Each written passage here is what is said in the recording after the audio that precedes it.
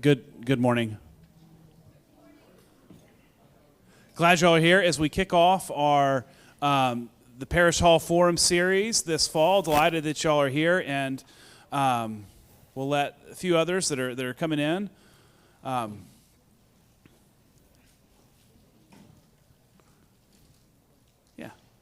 Glad you're here. We have a kind of wide a range of topics this fall. We have delighted that we have such wonderful resources in our community, and Julianne Sandberg is with us today from Samford University. We have a few different Samford speakers, I think, coming this fall. She's in, I believe, if I remember this, the English department, but you are also you study Reformed theology and the Eucharist especially, and her lecture today is around the symbolism and the metaphors of the Eucharist. And we're delighted to welcome you to St. Stephen's, so thanks for being here. Thank you, John. Good morning. It's good to be with you all. I've never been on this campus, so it was actually wonderful to drive in and the trees, and so it's just a delightful place to be. I want to start today by asking you to use your imaginations and actually just use your memory. I want you to go back in time to a time when you had a really amazing meal. Like an amazing dinner experience. So maybe this is last week, maybe it was years and years ago, but would you just kind of go into that place? Who is with you? Don't answer out loud, just kind of hold that in your head. Who's with you there? What are you seeing? What's on the table? What were some of the foods that were there? What were you drinking there? And perhaps more importantly, what does it feel like to be in that place? What are the sensations you associate with that? So the way I teach is there's a lot of interaction, so we're going to do a little bit of that today. I just want you to call out some words that would describe that experience, and then I'll repeat them for us. A word that would describe that experience. Gastronomic. That was a big word. Great. Warm. Community. Gratitude. Beauty. Fellowship. What we've just described is really what it means to feast. And so it's partly about food, right? But actually the words you described were much bigger than that. It's about this whole experience. And I would suggest to you that feasting is a central part of the Christian narrative. It's a central part of the Christian story. And I think it's a central part of the story of the Bible.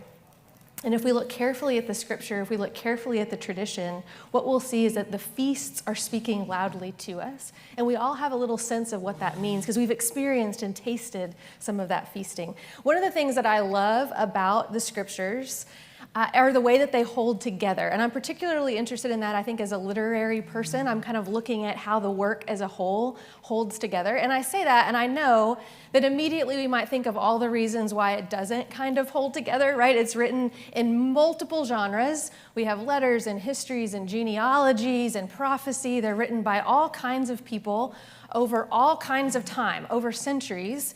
And the writers of the Bible come from different backgrounds. They come from different stations in life. They see the world from some different perspectives.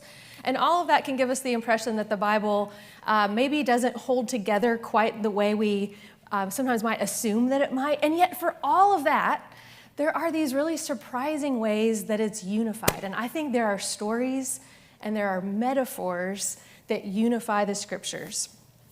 One of those, for instance, might be like trees. Right? Trees. Genesis 2, right at the beginning of the Bible, we have the tree of life. And we go back to the very, very end of the Bible, we have the tree of life again. And it's like the authors are saying, pay attention to trees. I have something important to say to you about trees. And if we then look at all that's happening in between, we kind of say, oh, there are trees popping up all over that book. And so it really does hold together around some of these images. A metaphor, I teach poetry, I teach literature, so I'm really interested in metaphors. Metaphors, right, are pictures, they're visuals that help us understand something else. So a writer will turn to a metaphor to say, okay, it's kind of like this thing that might be hard to understand, a mystery, something difficult or abstract, they turn to a metaphor to say, let me help you see it from this perspective. And so metaphors give us new eyes. They give us new ways of seeing. And what I love about metaphors is that we kind of take them with us. It's like a picture that we take with us throughout our lives. And then we also have what we call extended metaphors or motifs. And these are metaphors that keep popping up, right? Not just one moment of a metaphor, but all of these images across a book. And every time we see one, we're supposed to remember all the times that came before, and they're all connected. And it's like a writer is saying, pay attention to this image. It's the key that's going to unlock this book. And like I said, the Bible has a lot of those. And another one of those is a feast. And if we look across the pages of Scripture, what we'll see is feasts keep popping up. And it's like God is saying, pay attention to what I'm doing at feasts. Keep paying attention. Something important is happening here. So what we want to do today actually is that. We're going to pay attention to feasts, and we're going to do that by looking at the Lord's Supper, an experience, a ritual that I'm sure you're all very familiar with, but I don't think we ever get over it because there's some mystery attached to it that invites us to keep returning and keep re-seeing it. And we're going to do that through a historical lens a little bit, but really through a literary lens because I'm a English person. And so we're going to look at a story and we're going to look at a poem, and those are at your tables. I will turn to those as we go, but you'll have a story and a poem in front of you. And we're going to ask ourselves, like, what does a feast hold for us? What is God offering us in this image of a feast? All right, so the Eucharist goes by many, many, many names, and I think that we need all of these different names to help us understand what it's about. We call it the Lord's table or the Lord's Supper. We're emphasizing that this is a meal, that it's a feast. It's not something that's happening in our head, it's something we're experiencing in our bodies. And it's a table and it's a supper because we know what those terms mean. We experience those every day. So it's taking ordinary things and making it mean something somewhat differently. We can call it the Eucharist, and what we mean by that is gratitude and thanksgiving. You said the word gratitude about the meal, right? So we're coming with gratitude and we're leaving the Eucharist with gratitude. If we call it communion, we're emphasizing fellowship and connection and relationship. And if we call it the sacrament, we're emphasizing that this is no ordinary meal, that something sacred is happening here. And it might be with mundane things like bread and wine, but it's pointing to something mysterious and sacred, bigger than that. I would suggest that we need all of these words because they get at different facets of it, and no single word suffices. I was looking at your bulletin from today, and I don't know if you know this, you use all of those terms. It's like we need all the language to try to help us see the fullness of what's going on there. This, of course, this ritual was instituted by Jesus at the Last Supper. As he's the night before he dies, what does he do? He gathers his friends and they eat together. It's giving a sacredness to that, just the gathering with friends together. And what he does is institute a ritual that defines the Christian tradition all since then for 2,000 years. What they're really doing at that ritual is celebrating Passover. This is a story and an experience that their ancestors have been experiencing for hundreds and hundreds of years, and it's a way that they're remembering who God is.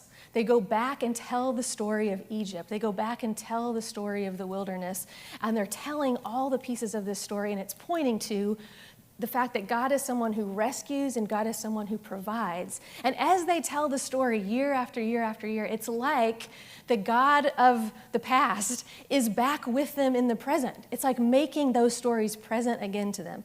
So Jesus gathers his disciples there and says, let's tell this story again. Let's remind ourselves who God is. And then he does something radical. And he says, I'm the next part of the story. I'm the next chapter. That story that you have been saying for generations, I'm inheriting that, and I'm pushing us forward into the next kind of telling of that story. And from then on, this ritual defines Christianity. And I don't think we can overstate how incredible that is, that all around the world, across culture, across language, across background, across experience, for 2,000 years, this has unified the church. And Christians all over the world have said, this is important. We need to pay attention to this. We need to keep doing this thing. And so when we do this every day, or maybe not every day, but every week, what we're really doing is tying ourselves to all the Christians that came before and all the people that will come ahead of us, was saying, this is important. We want to pay attention to what God is doing at this feast. Now, I studied the 16th and 17th century during the Protestant Reformation, and that was a time of great conflict. There are things I think we can celebrate about that time, but there was a lot of brokenness at that time, and a lot of it had to do with the Eucharist. So I have spent too many hours reading the texts and how much was written about the Eucharist, particularly in the 16th century. And Protestants and Catholics and everyone in between are writing, trying to kind of defend their view of the Eucharist and really help us see it from all these different perspectives. But what happened is it fractured the church. And it fragmented the church, and not only between Protestants and Catholics, but all the Protestants all then start separating as well over, in part, what they think is happening at the Lord's table. And they have different ways of understanding it. And I don't presume to know the mind of God, but I can't help but think there's some grief around that, because the very thing that was supposed to unify all his people becomes the thing that tears them apart. And they start bickering and they start fighting. Some people would lay down their lives for what they believed happened there. Thomas Cranmer, who pens the Book of Common Prayer, when he is about to be burned at the stake, he won't recant in part what he believes about the Eucharist. And that goes the other way too. Protestants inflicted pain and violence on Catholics. And so this thing that was supposed to bring us together starts to divide us. When I look at that history, part of me is sad about that, but what I think one of the takeaways of that is that we have this rich tradition of people who were willing to take this really seriously, and they come with great conviction about who they say God is and who they say Christ is, and they say it's worth thinking hard about. It's worth preserving the beauty of this. So the Eucharist stems back right from the Lord's Supper, this other moment of feasting, just kind of like what you described.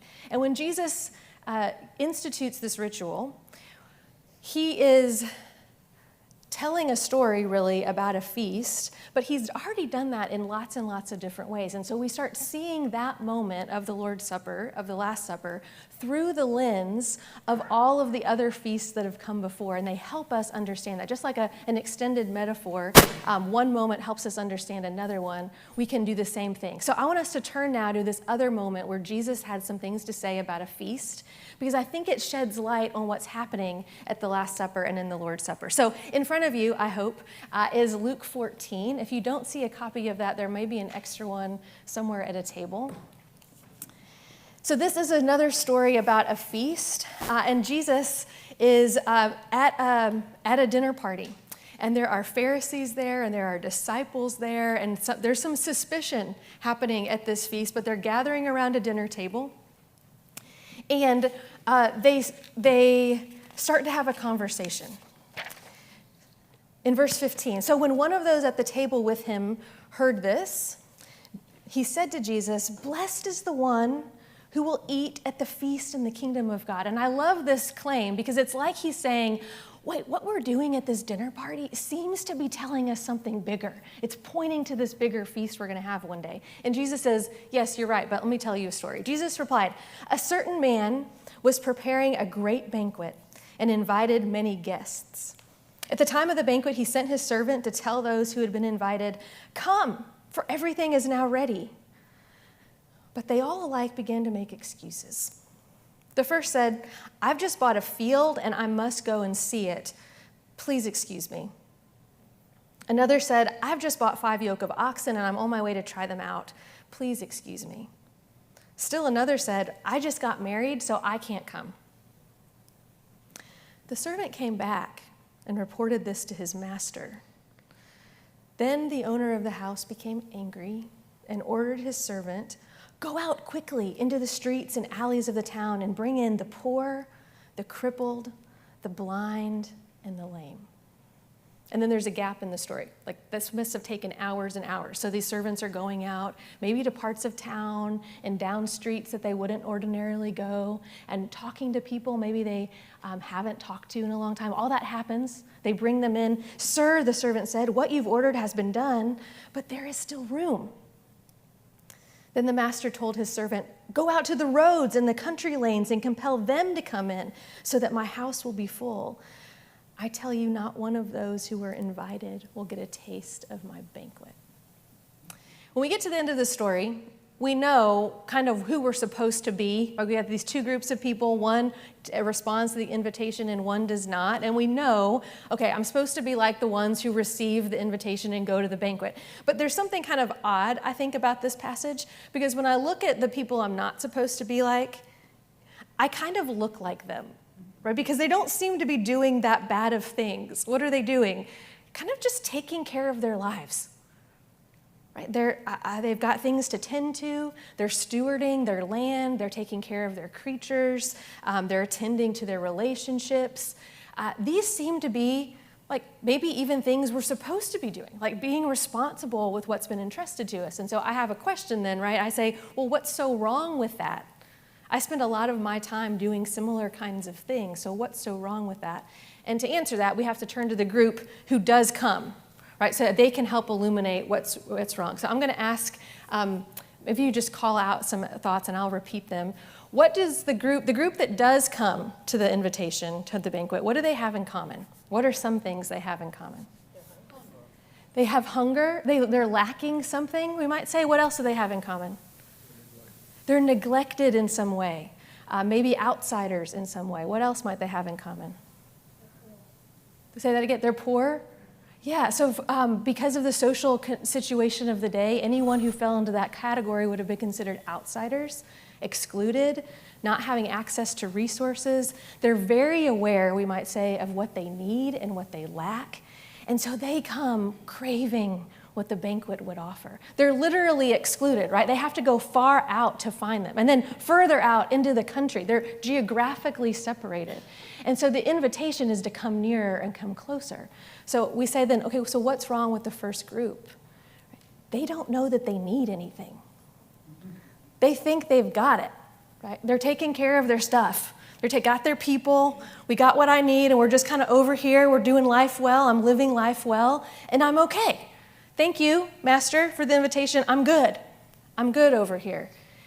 And they miss out, actually. They miss out. And so when I take this story and kind of see the Lord's Supper through this lens, what it suggests to me is the Eucharist is an invitation for us to come with everything that we need and everything that we lack.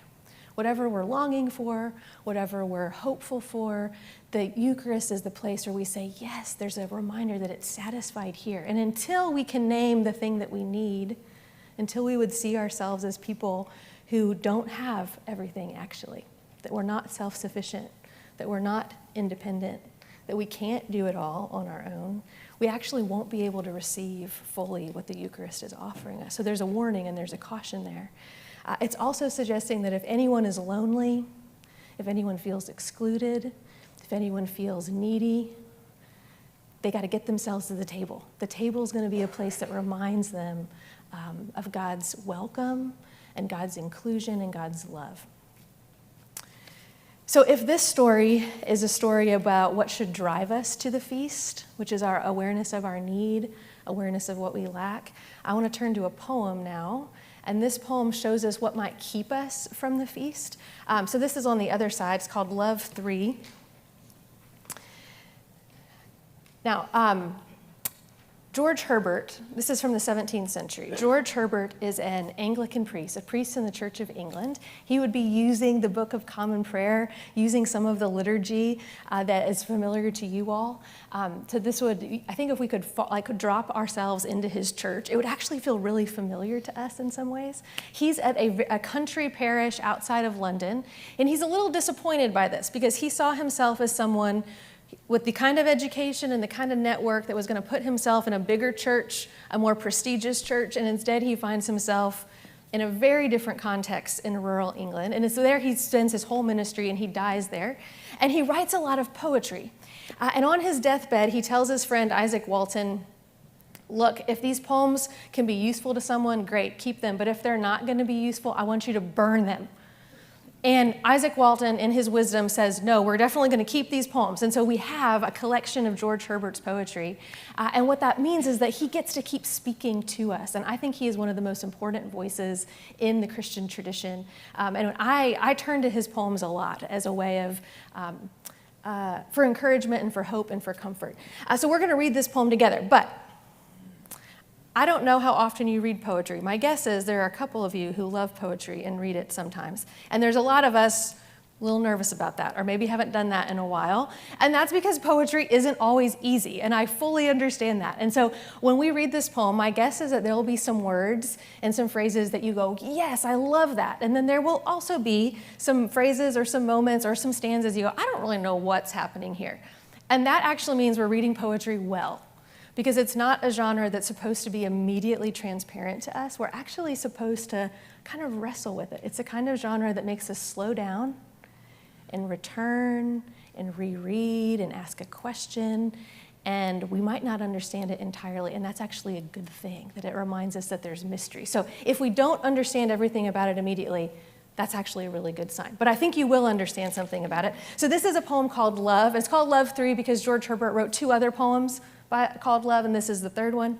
And it's a poem that's really 2 voices. It's a dialogue. And so you'll hear the speaker of the poem say, I did this, and then this voice of a character named Love. And Love is in this conversation with the speaker, and they're kind of in a little bit of a debate. So we're going to hear what they have to say. As we're reading, I want you to just note, and then we're going to do a little bit of group work here. This is like a classroom a little bit. What words or phrases stand out to you? So as I read it, just note where you're kind of drawn. What words kind of catch your imagination or that make you want to linger there? So this is Love 3. Love bade me welcome, yet my soul drew back, guilty of dust and sin. But quick-eyed love, observing me grow slack from my first entrance in, drew nearer to me, sweetly questioning if I lacked anything. A guest, I answered, worthy to be here. Love said, you shall be he. I, the unkind, the ungrateful, my dear, I cannot look on thee. Love took my hand and smiling did reply, who made the eyes but I? Truth, Lord, but I have marred them. Let my shame go where it doth deserve. And know you not, says Love, who bore the blame? My dear, then I will serve. You must sit down, says Love, and taste my meat. So I did sit and eat. This is a poem about a feast, but we don't really know it's about a feast until the very, very end. That's often what poets do. They sort of like don't tell us entirely what it's about. And then at the end we go, oh, he's trying to get him to sit down at dinner with him. That's been this whole point, but we didn't know it. So now we take that idea of a feast and we go back to the beginning and we read it again knowing that that's really where this is aiming. And we're going to talk a little bit about it, but would you at your table, would you go around and share a word that stood out to you? And maybe share your name if you don't know someone at your table. But we're just going to take a couple of minutes and look carefully. Share a word that stood out to you, and I'll give you a couple minutes for this.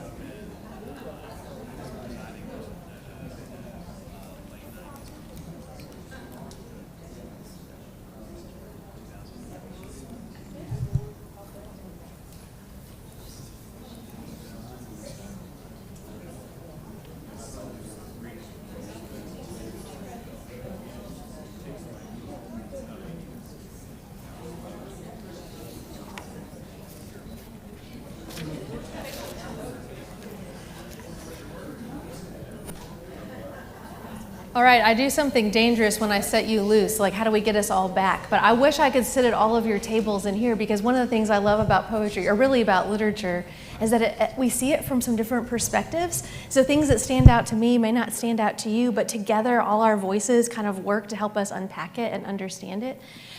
Could we pass the mic around for a second and see if anyone would want to share something? I want us to think about these two characters, the speaker of the poem, and then love. And let's start with the speaker. What do we know about love? I'm sorry, not love. Let's start with the speaker, right? What kinds of things do we know about the speaker? Would someone like to get us started? So we have to be brave. I think he feels Oh, unworthy. you're good. He feels unworthy. I think he feels unworthy. Why do you say that? Yet my soul drew back. Yeah. He's physically sort of drawing back. Okay, good. What else? Right here? And he feels guilty of dust and sin. This is how it opens. I'm ashamed. I'm pulling back. Is there another word or phrase that helps us understand this? I'm unkind, ungrateful. Unkind and ungrateful. He has a lot of words to describe himself. He seems very human. Very human. You might say, where did you find yourself in this poem? Sometimes poems do that. What word or line do you find yourself in? The speaker maybe just seems very human. He's not entirely resistant. You notice he calls love my dear twice. He says, my dear. So he's drawn to love. There's some affection for love, but he says, surely not I. I can't show up there, right? What do we learn? What do we know about love in contrast? So, you're going to bring it up here, John? Thank you so much. I'm having you run a lot. Get my steps in. Welcoming. He's welcoming. How do we know he's welcoming? Bade me welcome, right from the beginning. So what do we know about love? Well, the word love tells us something about what's motivating it, but it's arms of welcome. Okay, good. What else strikes your attention about love, the character? Quick-eyed. He pays attention. He pays attention. I heard some of you say that was the word that drew your focus. What I love about poets is they can put some words together in ways we've never heard. Quick-eyed. He sees. And if we looked back at this poem, we would actually see lots of sight words. He observes, he sees, he's drawing nearer. We have a comment here. Yeah, I think it's interesting that love is neither male nor female, singular nor plural. He's getting away from the categorization of how we understand that. Yes, so love, we don't know, there are no pronouns attached to love. Like, who is this? There's sort of an abstraction about it, but it's a way of helping us access it, right? So this figure of love, what else? Love wants to know if I lack anything. He says, do you lack anything? Right. Now, we might say the answer is, of course, we lack a lot of things. And he said, but it's almost like he doesn't care. He's like, good, come to the table. I saw a hand back here. Love is, empathetic and intuitive. Good. What suggests that to you? Well, when I start drawing back, it understands that and reaches out to me. And just anytime I push back, love has an answer immediately based on what it's observed. Good. So the fact that there's this call and response, love is always responding. We also see love physically responding. One of the things I love about poetry is that the stanzas, you can think of each stanza as making a movement of ideas, and so it's building an idea. So we could watch the structure of a poem move this poem forward. In this case, it's actually mirroring the movement of the speaker. So we know that he starts outside, right? My soul drew back, he's turning away. And then what does love do? He draws close. There's this movement. And then he does what? He grabs him by the hand gently, and he starts beckoning him. And it's like they're moving closer and closer to the table. By the time we get to the end, he says, okay, I'm at the table. I'm going to serve. I've made it this far. And love just keeps drawing him in slowly and slowly. I love that the what describes love, he's sweetly asking a question and he's smiling. Even with all of the resistance, he's just looking with delight on the speaker and saying, come on in. There's a table ready for you. One of the other things I like about this poem is where it could have ended. John, I think that's great for now. Thank you so much. I think this poem could have ended without the last two lines. I could imagine a poet saying, so the resolution is we now serve God. Right? It's like, I'm making my way in. I recognize I'm unworthy, but I've been brought in. I hear the story of the prodigal son here. I think Herbert has this idea in mind. The prodigal son goes far, far away, drew back in lots of ways. He comes to his senses, and he comes back to the father, and he thinks what he should do is just be a servant. He says, I'm unworthy to be called your son. Just let me be a servant, and that will be enough. And the father of that story says, no, we've got a banquet here. You're my son. Come on inside. We're throwing a party. Herbert has that story in his mind, I'm sure, because the story does not end with service. The story ends with, no, sit down and eat. What love is wanting is presence, is wanting our just delighted presence. So if I kind of see this poem as it helps us understand the Lord's Supper, helps us understand the Eucharist, I think this gives us some images of how God is greeting us at the table, how God's greeting us as a whole. Maybe we find ourselves, as we all pointed out, maybe we find ourselves somewhat like this speaker. Maybe our souls pulling back from love in all kinds of ways and for all different kinds of reasons. You might feel that even now, right? Where we kind of sense some resistance or pulling back. And the invitation of the Lord's Supper is just, no, that's exactly what should draw you in. So we come despite that, and we're welcome there. I think some of us actually might find ourselves in that third to last line, where what we're accustomed to doing is showing up to do things. We're going to serve God, we're going to do the things that we're called to do, we're going to do that really well, we might stay busy. This is what is going to generate God's care for us, it's going to earn God's love. And the poem says, no, I just want to eat with you. Come to the table and just eat. Your presence is actually all that I want. So I find myself in this poem in several ways, and so I need the poem to kind of keep speaking to me about who love is, and it's a really good image, I think, of that. So the Eucharist really is a picture. You'd say it's a metaphor in a way, but it's a picture that we can take with us as we go. And no matter whether you are, every time you take the bread and the wine, every time you just watch other people do that, or when it just comes across your memory, you just sort of imagine that experience, it's like that image is seared in our memory, like the meal that you went back and talked about, right?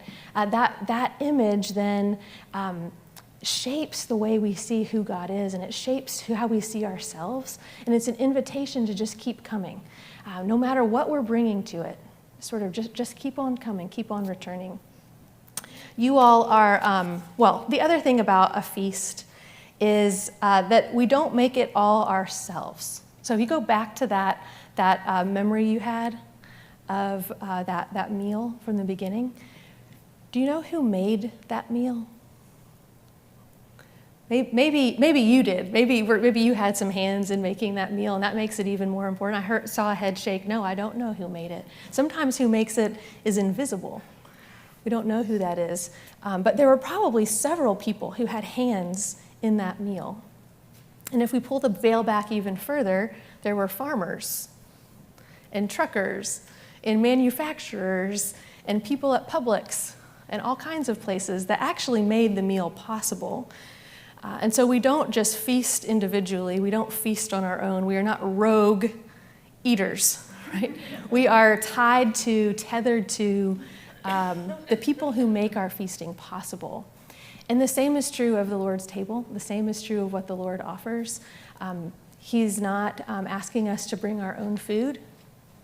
He's not asking us to work hard out of our own labor. He's saying, I've already done it. It's prepared for you. Would you just come? Get yourself to the table. It's ready for you. I hope you're beginning this series on seeking God, which is really just what I think life is in its own way, just all these different invitations to seek the Lord. But as you are starting this series, I saw you have a great lineup of speakers. I think they're going to take you through many different terrains of what that means. But what I actually hope happens is that you hold this image of the Eucharist, or really the image of a feast, the metaphor of a feast close in your mind. It's this visualization that no matter how we are seeking God or learning to seek God or trying to seek God or failing to seek God and trying again, there's this image, this picture of a feast. And what that's suggesting to us is that the feast is actually already ready. The thing that we're seeking, the thing that you're seeking, it's already been prepared. We just turn and take the next step toward it. And if we hold that image in our minds even further, what we remind ourselves of is that we are really part of a communion of seekers, a communion of saints, sure, but all those people have been a communion of seekers. And so as we seek God, we're tethered to all those who came before, who have found him, have tasted his goodness, tasted and seen that he is good and that he is near. And so then, and then tied even to the communion of seekers who will come ahead of us. And I hope you'll also remember, as you continue to think about seeking God, that ultimately what's being offered is love. George Herbert gives us that picture somewhat abstractly of love, but that's supposed to be this welcome invitation to just keep leaning into that. So that's what I have for you today. I would love to linger with you afterward if you have questions or to talk more about the poem. But if I could just pray for you today and then pray over your series as you keep moving through this semester. God, we do come with many needs. There are many things we hold today, many things we're carrying. Some of them feel very weighty, and some of them we can name, and some of them we can't. But you see them. You are quick-eyed, and nothing escapes your sight. We take comfort in that. And may you give us courage to keep taking another step, to keep wondering how next we might taste and see love. And may you would you keep being found by us? May we find you trustworthy in that, and that would build our trust to just keep returning and to keep finding you fully faithful for all that we need. Thank you that you provided a feast in 1,000 ways for us. In the name of the Father, and the Son, and the Holy Spirit. Amen. Thank you.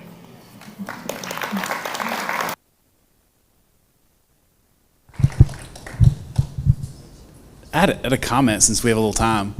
Just one of the things that's interesting, that I'm finding interesting for